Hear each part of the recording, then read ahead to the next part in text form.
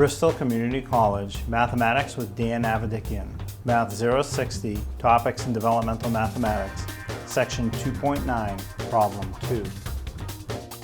This is Section 2.9, Problem 2. We have to add 4 3/16 plus 2 3/8. So what we need to do is find the common denominator. For 8 and 16, a good common denominator is 16. So let me set that up. So one fraction will have a denominator of 16, and the other fraction will also have a denominator of 16. So the 3/8, you have to ask yourself, something times 8 made a 16. It must be times 2, so the same value must get multiplied times the top. 3 times 2 is 6.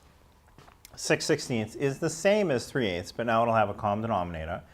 The top fraction, I didn't have to change the denominator. It stayed 16, so I can keep the numerator the same also. The 3 will just stay a 3. It's still 3/16. And don't forget, you have the whole numbers in front, too, that you'll have to add.